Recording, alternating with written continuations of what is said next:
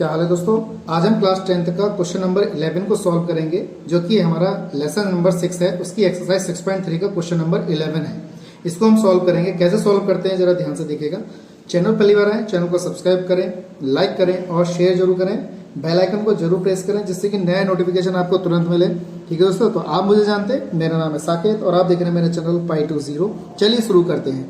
तो question number 11 क्या कहता है, दी गई आकृति में एक हमें आकृति दे रखी है ये वाली। तो ए बी बराबर क्या है, ए सी दे रखा है, यानी कि ए बी हमारा ये जो है ए सी के बराबर है, यानी कि ये दो भुजा हमारी जो है वो इसके बराबर है।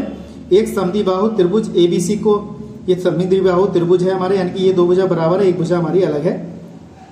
इसकी एक भुजा बढ़ाई गई है बी सी, ये वाली भुजा बढ़ाई गई है। कहां तक बढ़ाई गई, बिंदु ई तक बढ़ाई गई है। यहाँ पे लिखा हुआ है भुजा सी भी बढ़ा दी गई है, बिंदु ई तक बढ़ाई गई है। यदि एडी लंब है किस पर, बीसी पर, एडी भुजा लंब है किस पर, बीसी पर, और ईएफ लंब किस पर है, ईएफ लंब है किस पर, एसी पर, तो सिद्ध कीजिए कि त्रिभुज एबीडी यानी कि एबीडी समरूप त्रिभुज ईसीएफ यानी कि ईसी और एफ, ईसीएफ, ये चीज हमें सिद्ध करना है कि ये वाला त्रिभुज जो है इस वाले त्रिभुज के क्या है, समरूप है। तो समरूप का मतलब है कि दोनों कोण हमारे पास सिमिलर होने चाहिए, मतलब एक जैसी बराबर होने चाहिए। तो उसको हम यहाँ पे सिद्ध करके दिखाएंगे। ठीक है दोस्तों, कैसे करेंगे जरा ध्यान से समझिएगा। चैनल पहली बार है, चैनल को सब्सक्राइब जरूर करें। तो कैसे करेंगे, दिया है यहाँ पर, मैंने आपको बताया कि जबकि ज्ञात है या दिया है वो क्वेश्चन में से ही छांट के लिखा जाता है। तो हम क्वेश्चन में से ही इसको देख के लिखेंगे, यानी कि इसमें से जो मेन पॉइंट है उसको छांट के लिख देंगे यहाँ पर। तो एक समद्विबाहु त्रिभुज एबीसी है, जिसमें ए बी बराबर क्या दे रखा है, एसी दे रखा है, यहाँ पे ये चीज दे रखा है। तो इसमें मेन जो पॉइंट है उसको हम यहाँ पर लिख लेंगे। किसी बिंदु ई तक इस प्रकार से बढ़ाया गया है कि ई एफ लंब है एसी पर और एडी लंब है बीसी पर। तो ये चीज हमें यहाँ पे लिखनी है। सिद्ध क्या करना है, यहाँ पे सिद्ध करना है एबीडी, यहाँ पे लिख दिया सिद्ध करना में एबीडी समरूप त्रिभुज है ईसीएफ के। अब बात आती है यहाँ पे सिद्ध करना है। तो सिद्ध कैसे करेंगे जरा देखिएगा ध्यान से। चैनल पहली बार है, चैनल को सब्सक्राइब जरूर करें। ठीक है दोस्तों, तो यहाँ पे मैं सिद्ध करने पे लगा देता हूँ। तो यहाँ पे हमारे पास मैंने दूसरा चित्र इसका बना लिया, आपको जो यहाँ पे साफ साफ यहाँ पे दिखाई दे। ठीक है दोस्तों, अगर कोई दिक्कत हो तो मुझे कमेंट जरूर करिएगा।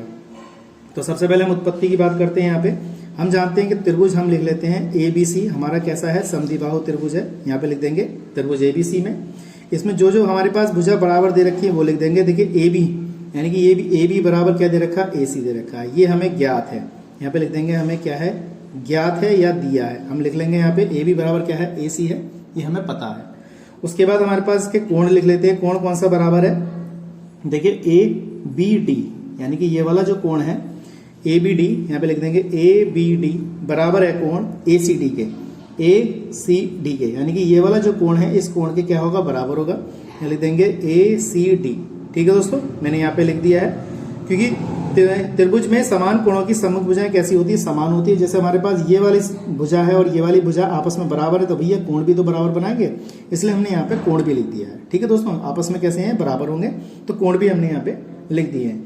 अब हम जानते हैं कि हमारे पास लंब है, यानी कि लिख देंगे एडी लंब है, यानी कि एडी हमारा लंब है किस पर, बीसी पर, यानी लिख देंगे बीसी पर लंब है। इसी प्रकार से अगर हम देखें तो अगर देखा जाए तो हमारा ईएफ लंब है, यानी कि ईएफ, यानी कि ईएफ लंब किस पे हो गया, एसी पर। ईएफ लंब है किस पर, एसी पर, हमने यहाँ पे लिख दिया ईएफ लंब किस पर हो गया, एसी पर हो गया। अगर इसके हिसाब से जैसे ये लंब है तो इसके हिसाब से हमारे पास 90 डिग्री का कोण कौन सा होगा, तो यहाँ लिख देंगे एंगल एडीबी। देखिए ध्यान से समझिएगा, ए डी और बी, यानी कि ये वाला जो कोण है हमारा 90 डिग्री का है। ठीक है दोस्तों, अब ये 90 डिग्री का हो गया तो दूसरा कोण भी हमारा 90 डिग्री का होगा, यानी कि ए डी सी, यानी कि ये वाला कोण भी कितने डिग्री का हो गया, 90 डिग्री का, और ये भी 90 डिग्री का। तो यहाँ पे लिख देते हैं ए डी सी, ये भी कोण कितने डिग्री का हो गया, 90 डिग्री का हो गया। ठीक है दोस्तों, क्या 90 डिग्री का हो गया। ऐसे हम इसको सिद्ध करके दिखा देते हैं। यहाँ पर ऐसे लिख देंगे एंगल, यहाँ पे लिख देंगे ई एफ सी, यानी कि ई एफ सी, यानी कि ये वाला कोण भी कैसा होगा, 90 डिग्री का। ई एफ सी, ये इसके आधार पे लिखेंगे हम, ये हो जाएगा 90 डिग्री का, हमने यहाँ पे लिख दिया। ठीक है दोस्तों, जब ये 90 डिग्री का हो गया तो इसके हिसाब से हम देख लेंगे। तो ये वाला जो इधर का है, लेकिन ये इधर से मिल नहीं रहा है, अगर मिलता तो ये भी 90 डिग्री का होता हमारा, लेकिन ये मिला हुआ नहीं है, खाली ये वाला मिला हुआ, तो हमने यहाँ पे इसको लिख दिया है। ठीक है, अब हम क्या करते हैं, त्रिभुज की यहाँ पे समरूपता दिखा देते हैं। त्रिभुज ए बी डी, त्रिभुज ए बी डी, यानी कि ए ये बी और ये डी, यानी कि वाला त्रिभुज दिखाते हैं। और त्रिभुज लिख लेते हैं ई सी एफ, यहाँ लिख दिया त्रिभुज ECF में। ये दोनों ट्रायंगल पकड़ लिए, एक तो ABD पकड़ लिया, ECF पकड़ लिया, यानी कि ECF पकड़ लिया। ठीक है दोस्तों, जैसे हमें क्या करना है, 2 कोण या 3 कोण हम यहाँ पे क्या कर दीजिए, सिमिलर कर दीजिए, तो आपको समझ में आ जाएगा अच्छी तरीके से। कौन कौन से लिखेंगे हम यहाँ पे, ADB बराबर एंगल,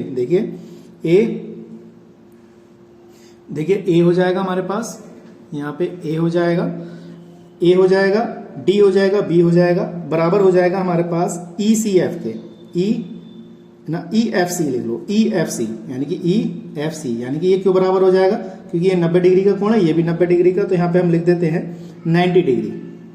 ठीक है, 90 डिग्री का कोण है हमारे, इस टाइप से लिख सकते हैं। ऐसे लिख देंगे ABD बराबर कोण हो जाएगा, देखिए ABD ये वाला कोण इसके बराबर हो जाएगा, तो यहाँ पे लिख देंगे कितना लिख देंगे हम यहाँ पर, ECF, हमने यहाँ पे लिख दिया ECF। तो देखिए ECF ये वाला क्यों बराबर हुआ है हमारे पास, ये वाला जो कोण है ये इसके बराबर इसलिए हुआ क्योंकि ये हमारी ये भुजा दोनों है, ये बराबर है आपस में। तो अगर आप लिखना चाहें लिख सकते हैं AB बराबर क्या है, AC है। इस हिसाब पे हम इसको कोण को, ये वाला कोण इसके बराबर लिख सकते हैं। ठीक है दोस्तों, इसके बाद कोण और भी बराबर लिख सकते हैं, यहाँ लिख देंगे ACD, यानी कि देखिए AC और D, यानी कि ये वाला कोण जो है हमारे पास ये बराबर हो जाएगा ECF के। ठीक है दोस्तों, ACD जो हो जाएगा वो ECF के बराबर हो जाएगा, ECF यानी कि ACD जो है वो ECF के, यानी कि जैसे ये काम कर रहा है वैसे ये काम कर रहा है, तो ये भी बराबर हो जाएगा। इसी तरह से लिख सकते हैं, यानी कि कौन से कोण हो सकते हैं, ये उभयनिष्ठ, क्योंकि दोनों त्रिभुजों में अगर देखा जाए तो ये वाले कोण कॉमन है, तो यहाँ लिख देंगे उभयनिष्ठ। क्या लिख देंगे यहाँ पर, उभयनिष्ठ कोण लिख देंगे यहाँ पर। ठीक है दोस्तों, देखो यहाँ से ध्यान से देखो तो C कोण बीच में आ रहा है तो उभयनिष्ठ हो गया। इसी प्रकार से आगे लिखते हैं हम यहाँ पर, और लिख सकते हैं एंगल ABD बराबर कोण हो जाएगा ECF के। देखिए ABD, ठीक है दोस्तों, ABD हो गया और ECF हमारा यहाँ पे ये है। ठीक है दोस्तों, इस टाइप से हमने यहाँ पे लिख दिया है। तो मैं समझता हूँ आपको अच्छी तरह यहाँ पे समझ में आ गया होगा।